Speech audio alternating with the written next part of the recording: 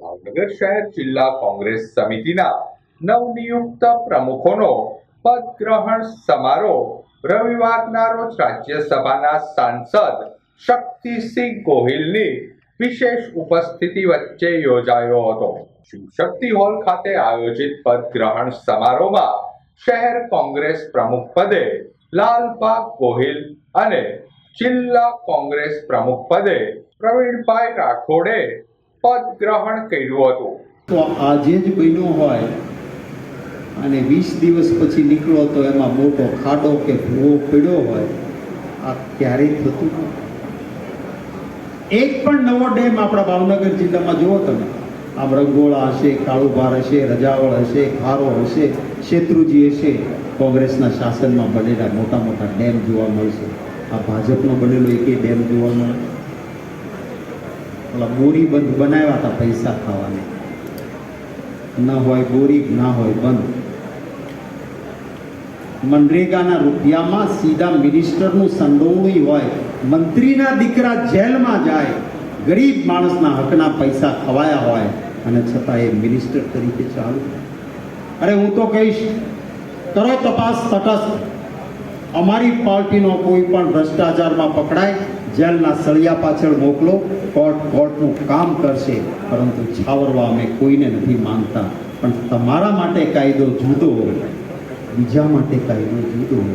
મિનિસ્ટરના પોતાના સીધા ઇન્વોલ્વમેન્ટના પૂરા પુરાવા ભાઈ અમિતભાઈ ચાવડાએ એક ફાઇલ આપી હતી, છતાં એ મંત્રી ચાલુ રહે અને વાયા ક્યાંય કોંગ્રેસનું નામ આવે તો સતત ચલાવવાનો પ્રયત્ન રહે। હું કહું છું કે કોંગ્રેસના કોઈ પણ કાર્યકર્તા સામે પુરાવા હોય, ભ્રષ્ટાચાર કર્યો હોય, મૂકો જેલમાં, અમે એને બચાવવા માટે નહીં આવીએ, પણ તટસ્થ તપાસ કરીને।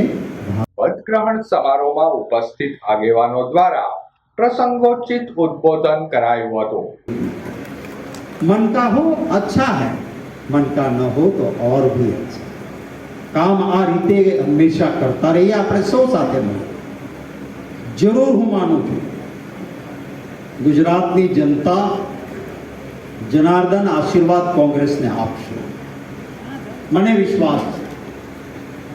લાંબા સમય સુધી ભારતીય જનતા પાર્ટીની સરકાર છે, સત્તા પડાવી લેવા માટેનો સંઘર્ષ નહીં, કોંગ્રેસનો કાર્યકર્તા સેવાની સાધના। યાદ કરાવજો, એક એક વ્યક્તિ યાદ પણ કરે, ખાસ કરીને મારા વાલા ગુજરાતીઓને કહીશ, યાદ કરજો એ દિવસો કોંગ્રેસની સરકાર હતી। કોઈ એન્જિનિયર કે ડોક્ટર કેટલા રૂપિયામાં થઈ શકતો?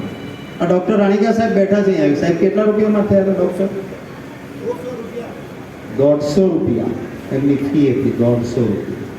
આજે બાલ મંદિરમાં પણ બાળક ભણવા જાય તો કેટલી ફી આપીએ છીએ? આ પરિસ્થિતિ થઈ છે એનો એક ત્રાજવામાં ખાસ કરીને યુવાન મિત્રો, એમણે ભૂતકાળની કોંગ્રેસની સરકાર જોઈ નથી, સાચો ઇતિહાસ કોઈ બતાવતું નથી। પેલી વોટ્સએપ યુનિવર્સિટીમાંથી છે ને ભાજપના તૈયાર કરેલા કોંગ્રેસને ગાળો દેવાના આંકડાઓ મોકલાય અને આપણે એને ફોરવર્ડ કરીને માંગીએ। પણ કોઈ વડીલને પૂછજો કે ડોક્ટર કે એન્જિનિયર કેટલામાં થવા પડે? અરે કોઈ ગરીબ મજદૂર હોય ને, દલિત હોય, બક્ષીપંચ હોય, ખેત કરીને કુદરતી અનેક મુશ્કેલીઓની સામે એક અન્ન પેદા કરનારા ખેડૂતથી કે જ્યાં ખેડૂત ખાતર લેવા જાય, અરે ભાઈ મારે શું લખવું મારા ખેતરમાં, એ ખેડૂત તરીકે હું સૌથી મોટો વૈજ્ઞાનિક ખેડૂત છું। ગુજરાતમાં સાવ ખરાબ પરિસ્થિતિ છે, કાંઈ નથી તો શું થઈ ગયું? નથી એને મેળવવા માટેની મહેનત કરવાની છે, અને નથી એ ન મેળવી શકીએ તો પદ પર રહેવાનો અધિકાર નથી, એવો મારો અંતરાત્માનો અવાજ હતો, એટલા માટે રાજીનામું। કોઈ વળી કે શું તમારું ધાર્યું ક્યાંય ન થયું તો રાજીનામું? અરે ભાઈ હું પક્ષનો સૈનિક છું, મારી વાત જરૂર હોઈ શકે, પણ આખરે હાઈકમાન્ડે મને તો સંપૂર્ણપણે ફ્રી હેન્ડ પણ આપ્યો, અને મેં જ્યાં કહ્યું હશે, મારો અભિપ્રાય આપ્યો હશે, મેં ક્યારેય જૂથ નથી ચલાવ્યું।